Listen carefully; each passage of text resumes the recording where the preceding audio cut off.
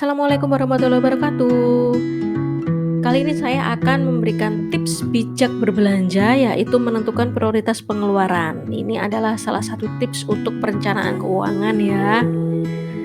Pernah nggak sih kalian itu bingung mau belanja yang mana? Yang ini penting, tapi yang itu juga penting, juga perlu juga. Mana murah lagi. Apa harus barang A dulu yang dibeli ya, barang B nanti, atau malah barang B dulu yang dibeli, barang A nanti, atau dua-duanya itu sama-sama penting. Atau dua-duanya itu juga nggak terlalu penting sebenarnya. Jadi pusing kan, mana dulu yang harus dibeli.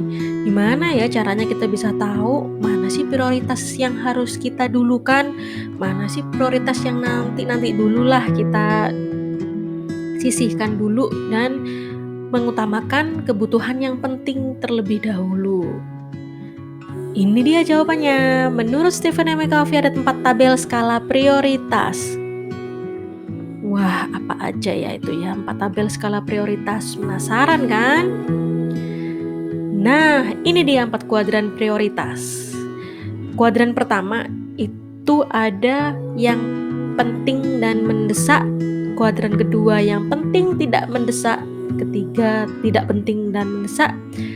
Kuadran keempat tidak penting dan tidak mendesak. Ini dia. Jadi pengeluaran itu petakan dalam 4 kuadran ini. Mana yang penting dan mendesak, mana yang penting tapi tidak mendesak, mana yang gak terlalu penting tapi mendesak, dan mana yang sebenarnya gak penting dan juga tidak terlalu mendesak. Petakan dalam 4 ini. Bingung ya? Gak usah bingung, kita langsung ke contoh ya. Contoh prioritas kebutuhan anak sekolah menjelang tatap muka nih. Beberapa bulan, beberapa minggu ini udah rame-ramenya nih pada tatap muka. Jadi ingin tahu ya prioritas pengeluaran dalam mempersiapkan anak sekolah tatap muka itu apa aja sih? Kuadran 1 penting dan mendesak itu adalah SPP sekolah, buku sekolah, jelas ya. Kita kan pasti perlu SPP, bayar SPP dan perlu buku juga kalau sekolah ya kan. Kuadran kedua yang penting tapi tidak mendesak adalah alat tulis, karena masih blended, masih nggak terlalu full offline ya, sehingga alat tulis itu menjadi prioritas yang kedua. Sama seperti yang ketiga, mendesak ini tapi nggak terlalu penting. Seragamnya tuh kecilan atau seragamnya rusak ya, karena sering terlalu lama di lemari, dan juga sepatunya juga terlalu lama di lemari nggak dipakai, akhirnya kekecilan. Ini juga jadi kuadran ketiga, nanti bisa dibeli nanti, yang mendesak cuma tidak terlalu penting gitu loh. Lagi pula seragam juga tidak disarankan, tidak wajib dipakai yang untuk saat-saat ini. Yang kuadran keempat yaitu tas sekolah. Tas sekolah itu juga nggak terlalu penting ya, dan tidak terlalu mendesak juga, walaupun ini juga merupakan sebuah kebutuhan, tapi bisa ditaruh di prioritas di kuadran keempat.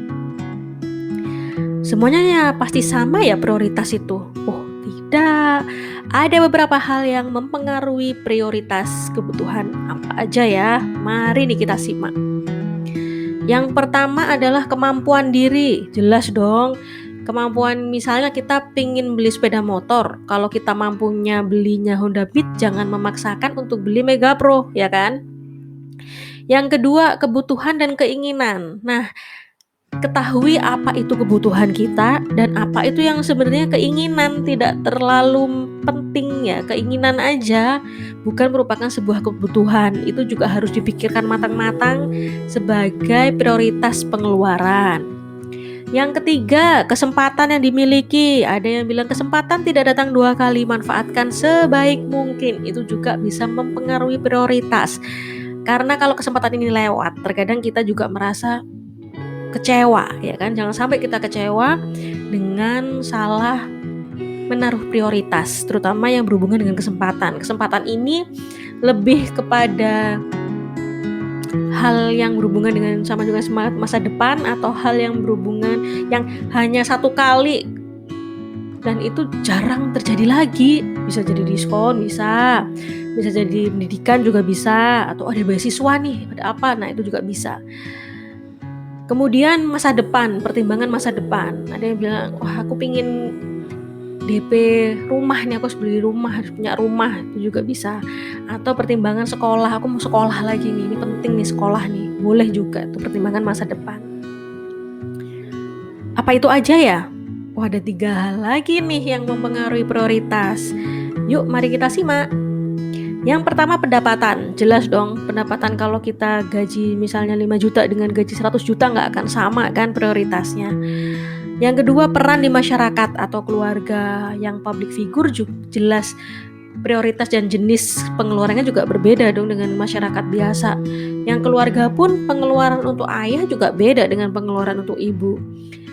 Dan juga lingkungan masyarakat. Lingkungan masyarakat ini kalau kita tinggal di lingkungan menengah ke atas, biasanya umumnya itu juga akan mengikuti nih prioritasnya. Dibandingkan kita dengan di lingkungan menengah itu. Nah, itu prioritasnya juga akan menyesuaikan. Pastikan juga yang paling penting kalau belanja harus pas, apalagi tuh pas, PAS tuh apalagi tuh. Nah, ini dia nih, tempatnya pas. Usahakan belanja memang di tempat yang recommended, tempat yang sudah sering dijadikan rujukan tempat belanja dan sesuai dengan kemampuan kita. Kemudian waktu, saya jadikan satu ya, waktu pas dengan jumlah pas. Waktunya pas pada saat misalnya 2 hari sebelum beras habis kita beli beras. Jumlahnya pas.